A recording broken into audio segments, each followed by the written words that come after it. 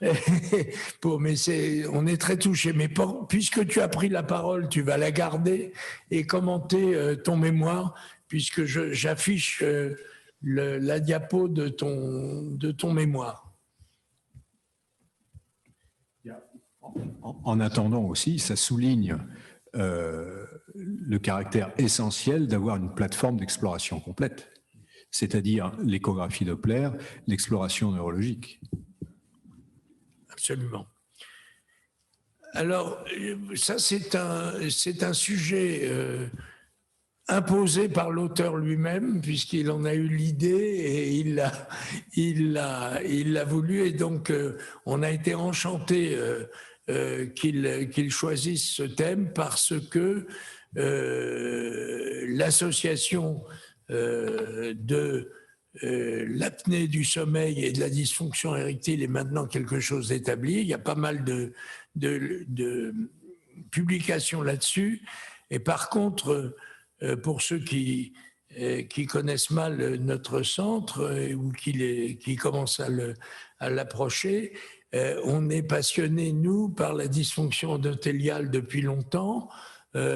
Certains savent qu'on a mis au point un test qui s'appelle le Penile NO Release Test et qui consiste à mesurer ce qui se passe au niveau endothélial pénien. Ça a été largement publié dans des journaux peer review. Et donc l'idée de base a été de voir un peu comment on pouvait relier les deux de façon scientifique. Donc Jamel, veux-tu commenter ta diapositive ? En fait, mon étude comportait, c'est une étude qui était d'ailleurs toujours en cours, c'est une étude observationnelle préliminaire qui porte sur une vingtaine de patients. D'ailleurs, elle n'est pas encore complètement finie sur le plan statistique, avec une revue de la littérature pour savoir est-ce qu'il y a une relation entre le syndrome d'apnée obstructive du sommeil et la dysfonction érectile, et quels sont les mécanismes qui rentrent en jeu. La littérature, il faut savoir qu'elle est pauvre là-dedans, mais il y a quelques articles qui traitent de la dysfonction érectile dans le cadre du syndrome d'apnée obstructive du sommeil. Et pour être vraiment pratico-pratique et synthétique, il existe une relation entre la dysfonction érectile et le syndrome d'apnée obstructive du sommeil, qui est ce syndrome d'apnée obstructive du sommeil, qui est un modèle unique d'hypoxie intermittente,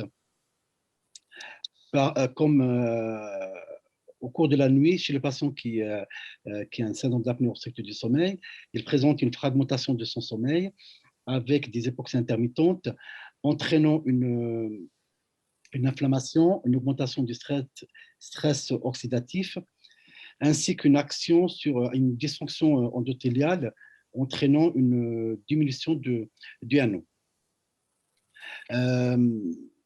Qu'est-ce qu'il faut faire sur un plan pratique?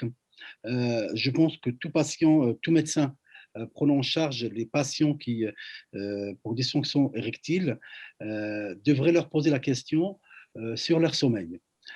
Parce qu'on trouve un bénéfice réel à traiter les patients qui ont un syndrome d'apnée obstructive, en particulier ceux qui sont sévères, à traiter et leur dysfonction érectile, avec associé au traitement du syndrome d'apnée obstructive par les PPC, c'est-à-dire les pressions positives continues, ça donne de meilleurs résultats.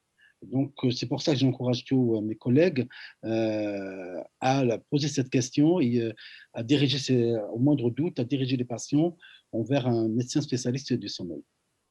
Voilà.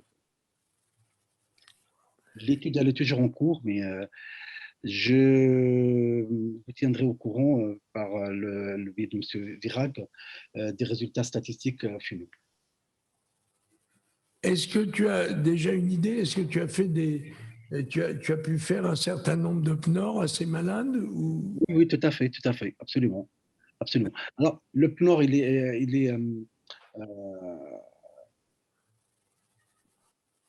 comment dirais-je, il existe une dysfonction érectile, en particulier chez les patients qui ont un syndrome d'apnée obstructive sévère.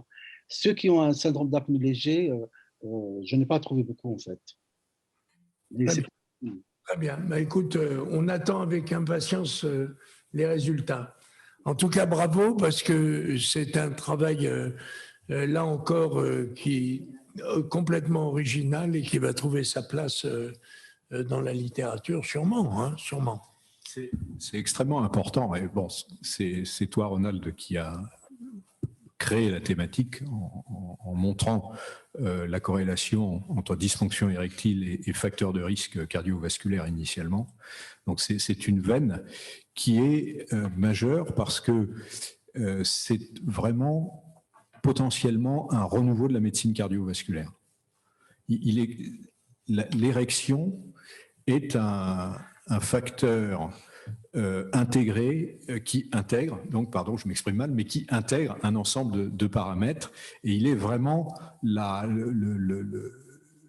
résultante de tout ça. Et à partir d'une analyse juste de l'érection, on pourrait tout à fait créer une médecine cardiovasculaire beaucoup plus efficace qu'elle est, car beaucoup plus en amont des événements cardiovasculaires.